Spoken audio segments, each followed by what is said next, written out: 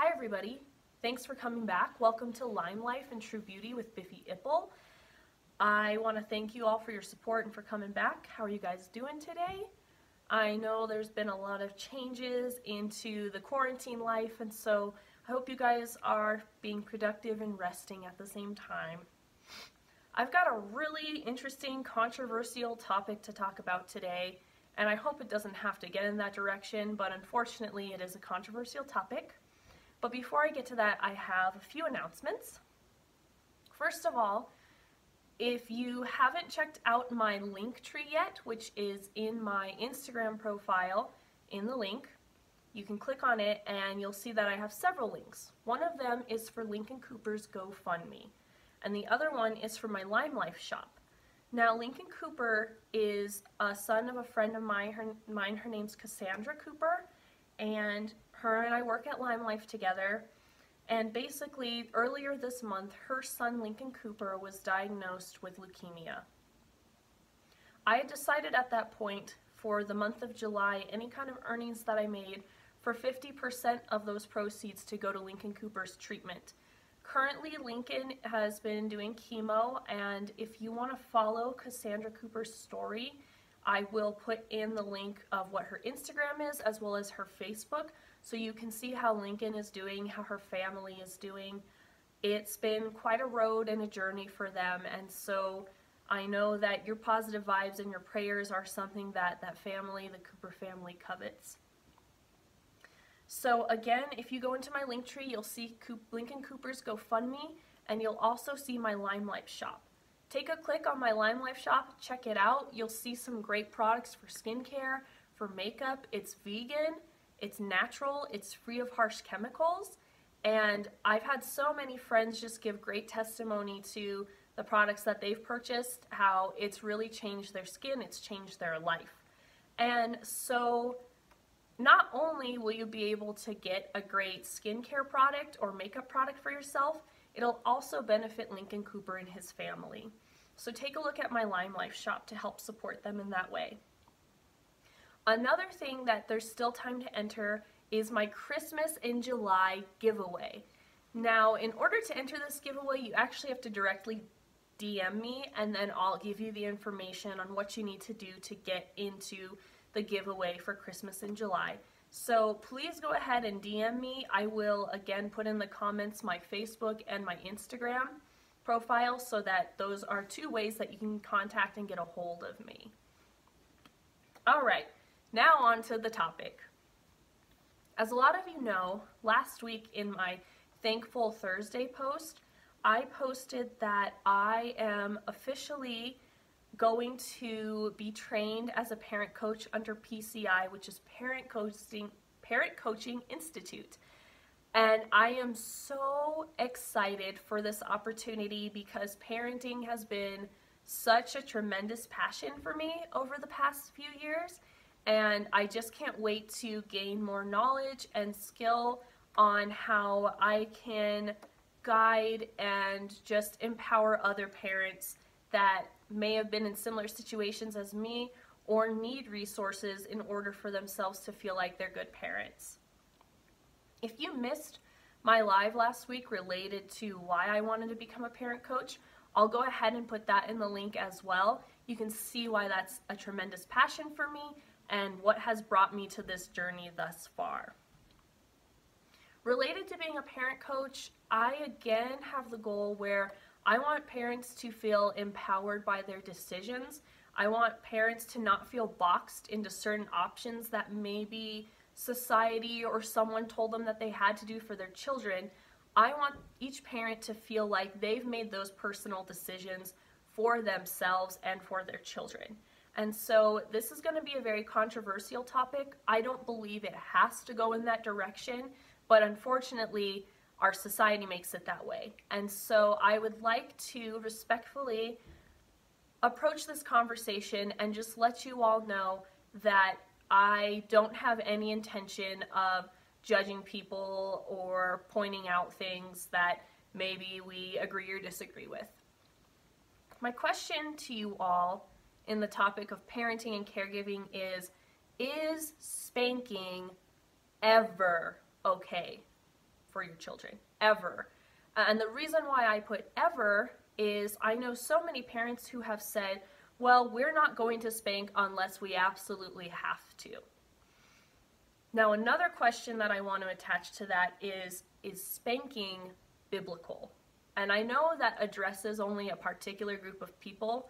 A lot of you know that I came from a Protestant evangelical background, and I have so much love and beauty for and appreciation for that upbringing, but there are some things I was told that were biblical, and I really had to ask myself if they were.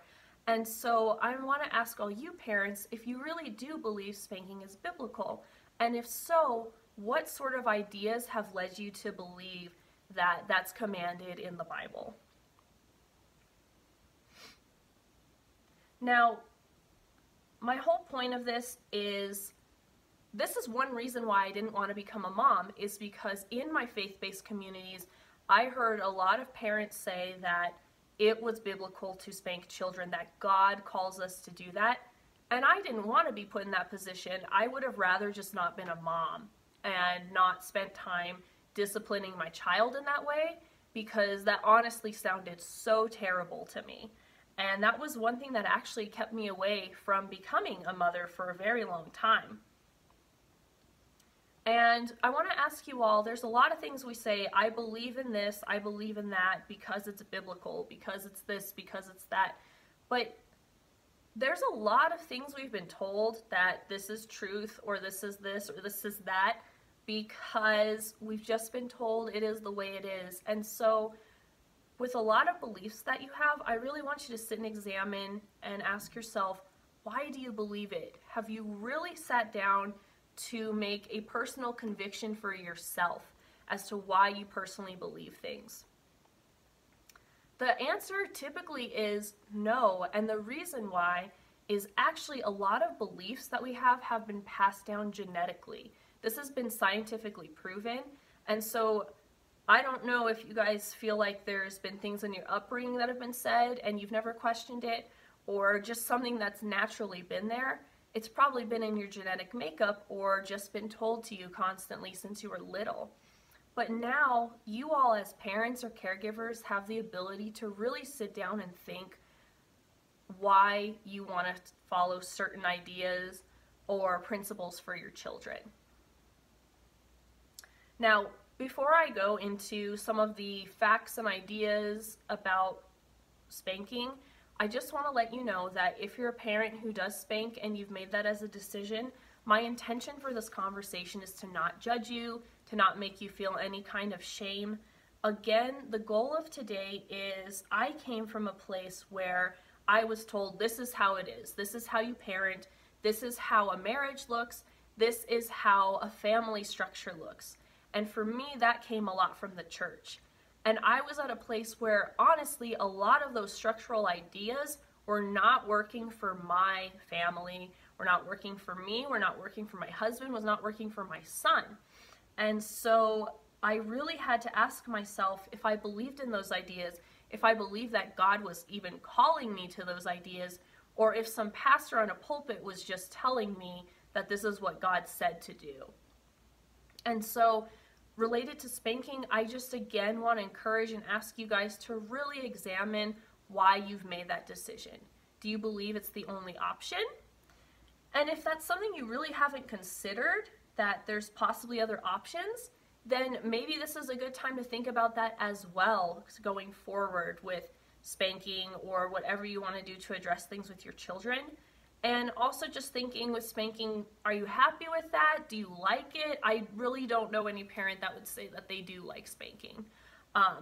So to even ask if you're really happy or satisfied with that as a must or an option in you and your family's life. So now I'll go ahead and talk about some facts, some common phrases that have been used to justify spanking. And again, my goal is to not judge anybody. If anything, because I'm going to go through training of being a parent coach, I want to empower parents. And there's so much information that's being given to parents these days that I don't think a lot of us have confidence in what we decide to do for our children.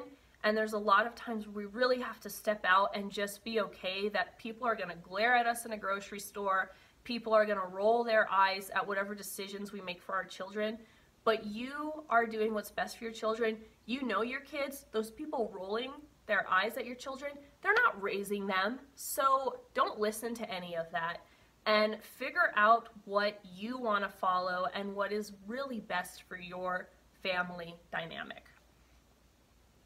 So the first fact that I want to address is, I'm sure you guys have seen this from children. Maybe you are one of these kids, but have you ever experienced or seen a child whose parents are going through a divorce, or at a young age their parent gets cancer, or they experience something very traumatic in their childhood? And a lot of times the kid will grow up, and they'll say it as a child, but they'll grow up thinking this too. They'll say, it's my fault that that situation happened. And, you know, I applaud a lot of parents who I know have been splitting up, because I know so many who have done the best that they can to really emphasize to their children that it's not their children's fault for that. We as adults obviously know there are so many different factors outside of our kids that cause relationships to be so difficult. And so that's us, you know, as adults, we're able to have that perspective. But children don't have that perspective. They're egocentric. So what that means is anything that really happens around the life of a child, they somehow believe it involves them. And that's why you'll often hear a child think that parents splitting up is something that is their fault, when really they probably aren't contributing to any of that, really. And so with children being so egocentric, it makes me wonder if spanking is really a good option for that, because spanking is going to bring that egocentric development out in a child, and who knows what they're thinking. They're probably thinking a lot of shameful things about spanking after the results of it. And I know a lot of parents who try to approach spanking well. They try to make sure it's not out of anger. They try to make sure they let the child know what has been the reason for their punishment and such.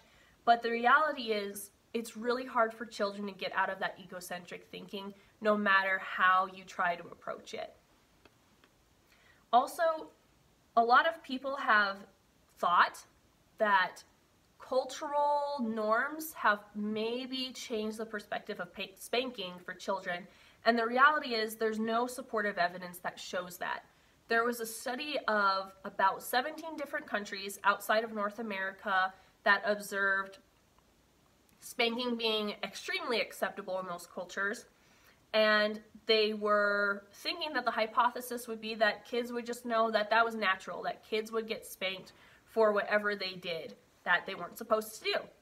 Well, a lot of kids had the same negative, shameful results that children in societies where it's not normal have.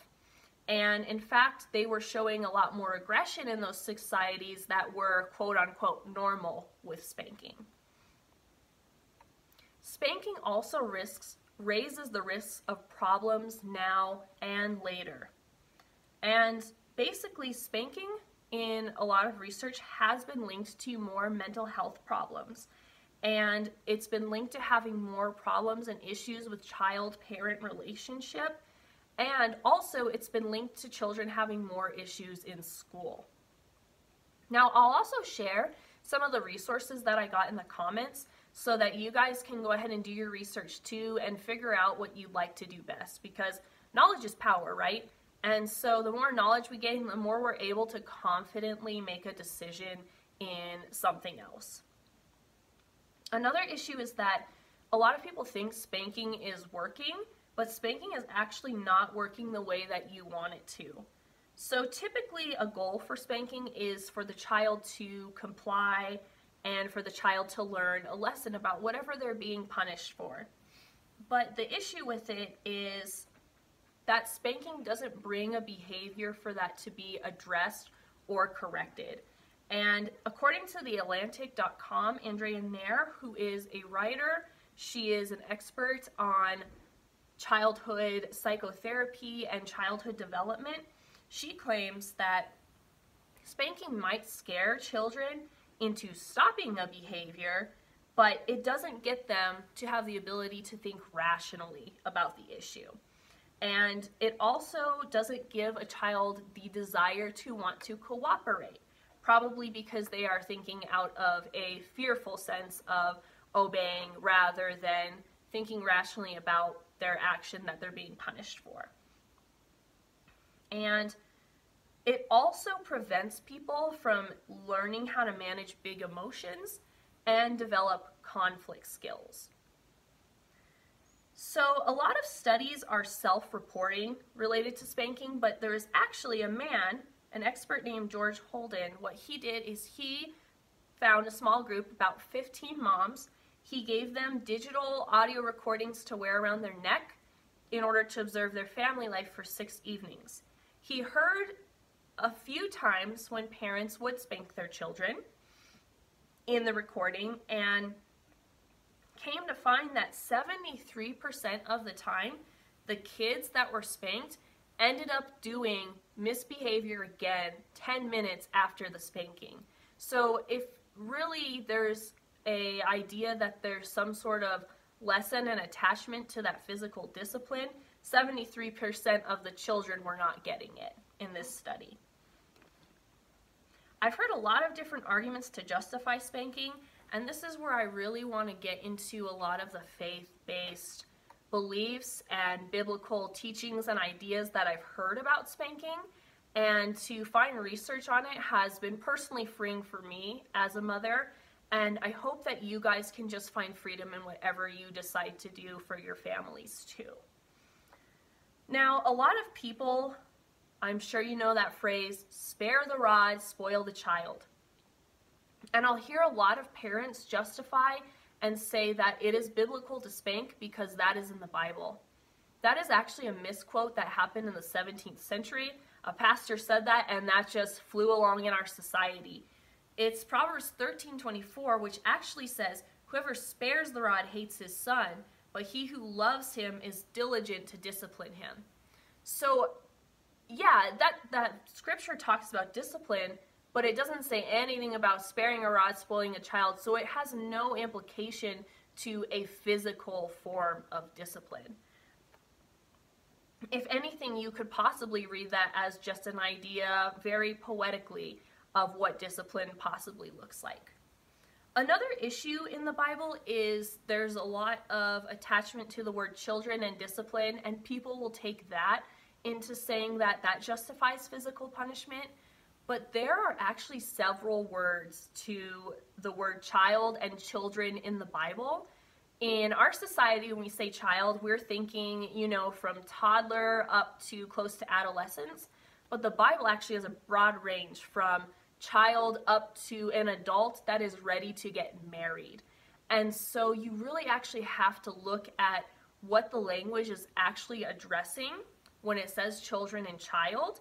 And a lot of them in Proverbs are actually addressing more of the child going into adulthood because, of course, you want to give wisdom to somebody who's about to create their own family, who's about to marry somebody. And so that's where a lot of the wisdom is coming from.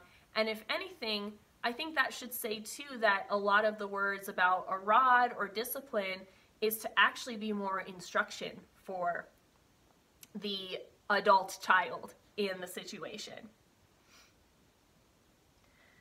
Now, I know that a lot of the facts I've given prior to this are research, psychology, science-based, and I know a lot of people will argue with me that they say, well, we follow the Bible, so none of that matters because the Bible is an inherent true book. And if you have that as a belief, great. What I want to caution you and think about is that faith and religion have been at odds for the longest time, and it's time for that to stop because faith and science have been at odds for a very long time, and it's time for that to stop because if you really think about it, there have been so many times where science has been seen in the Bible and faith has been seen in science, and they actually intersect so much in our life so beautifully. And if we open our hearts and our minds to that, we'll be able to actually see that. Instead of have them be a fighting force, they can actually work together. And that's something that can help us make decisions as well, and help us actually really see if something is biblical or not.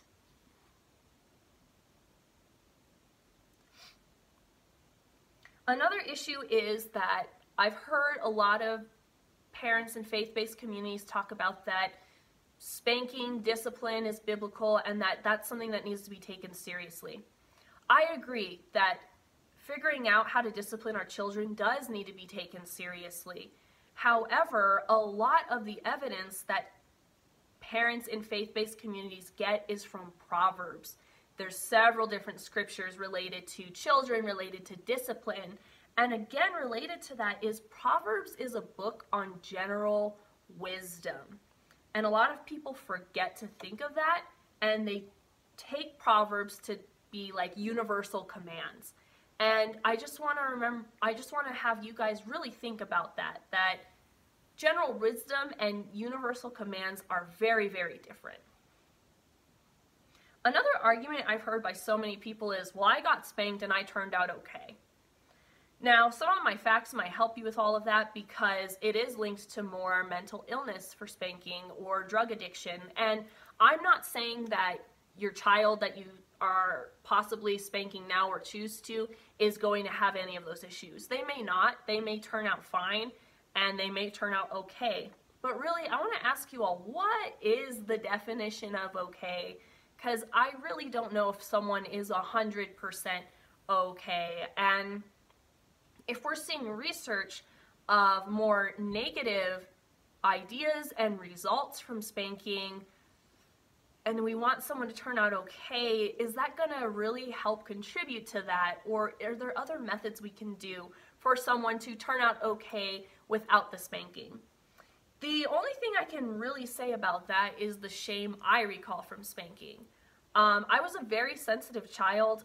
Some of you know my Enneagram number is a type 4, and it's so true. I was a type 4 toddler all the way, but when I got spanked, I had so much shame about it, and I still can remember the times I got spanked, and I can remember the shame. I can even experience it right now as I speak to you all, and I can't even tell you what I got spanked for, but I can tell you what I felt. And so I think that has been something that I've really considered in parenting, is to remember those moments of how I felt shame as a child, and if that's something that I might possibly be contributing with related to how I felt when I got spanked.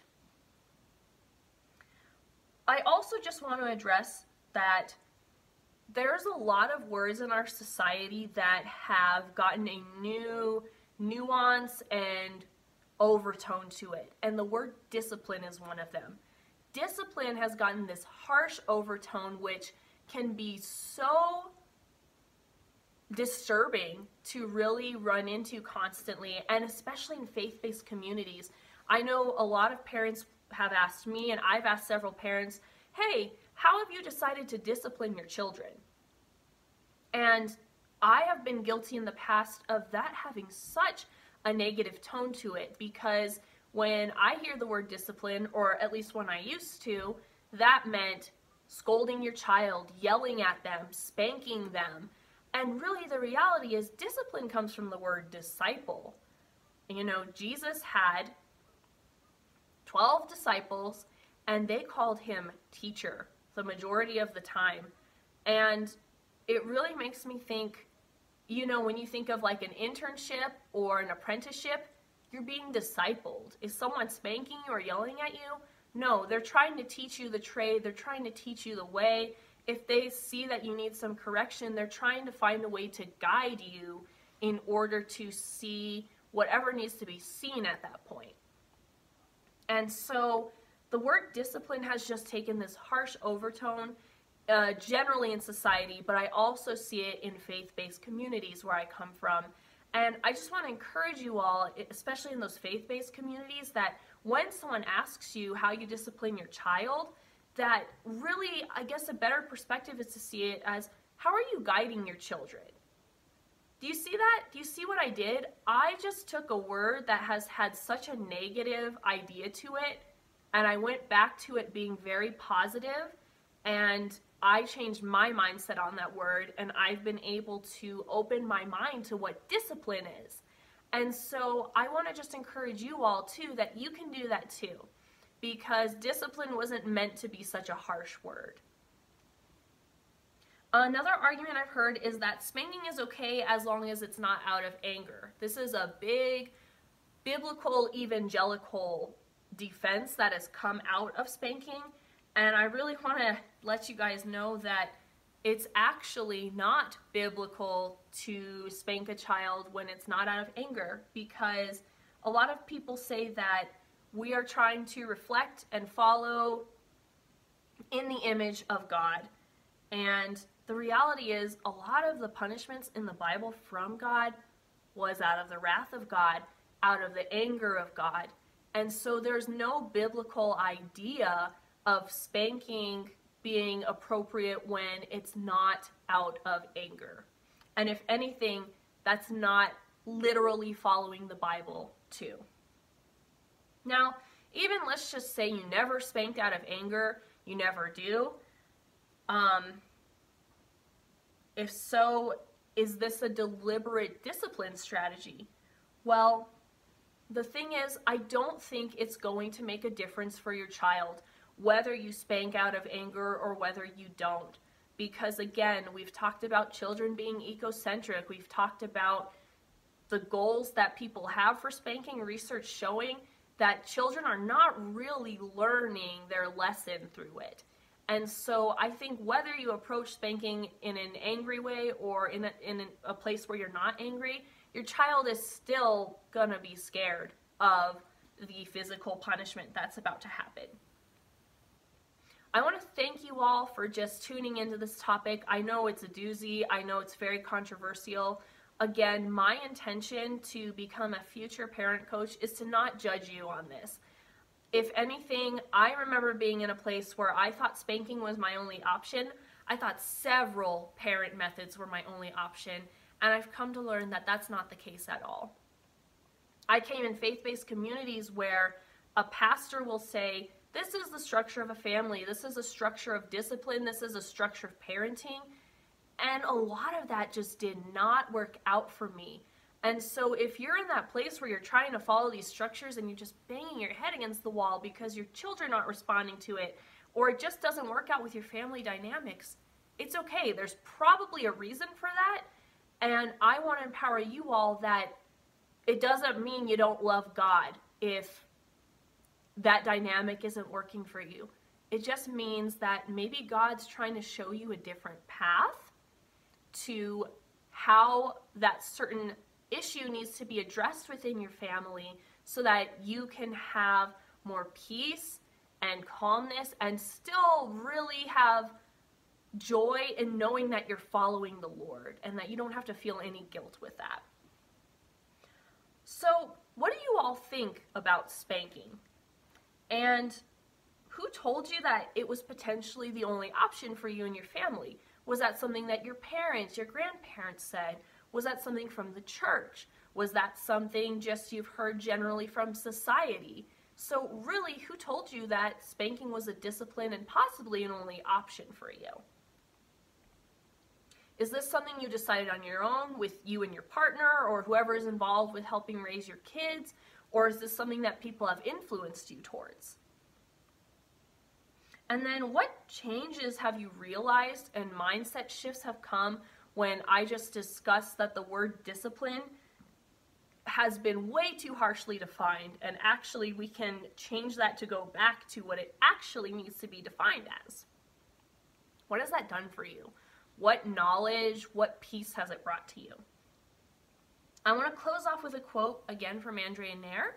She says, "Every child has the right to reach their highest potential and to not be harmed at the hand of their parent. The rest of the world can have the job of giving kids a thick skin. She continues on to say, but over the course of my career, I've come to believe that if a parent has the most dire of circumstances, but over the course of my career, I've come to believe that if a parent has the support, time, and resources to learn alternatives, spanking could be avoided even in the most dire of circumstances. Surely policymakers in all states should be focusing on educating parents about alternatives rather than sanctioning a practice that, through its connections of mental illness and addiction, can further stack the deck against children who are already at a social economic disadvantage. Again, thank you so much for tuning into this topic. If you all have any more resources or questions or want to just talk more about this issue of spanking, you're welcome to DM me. I'm more than happy and open to talk with you all about it. And again, with my announcements, remember that I'm supporting Lincoln Cooper right now. I will put the link to his GoFundMe so that you can check out and see it. I will also put a link to my Linktree, which has Lincoln Cooper's GoFundMe, including my Lime Life shop. Again, 50% of my proceeds for the month of July are going to go to Lincoln Cooper's treatment that's currently happening right now. And with that, it's also a benefit for you because you get some really good skincare or makeup care. And again, if you have any questions with that, I'm a beauty guide, so I'm here to help you on that journey on what's best to match your skin tone, and the like. And again, there's still time to enter my Christmas in July giveaway. If you're interested in that, please go ahead and DM me. You're welcome to DM me under my Instagram, Bodacious Biffy, or to find me under Biffy Ipple and DM me that way to figure out how to get into the contest. All right, all my love, joy, peace, and abundance to you guys. Take care.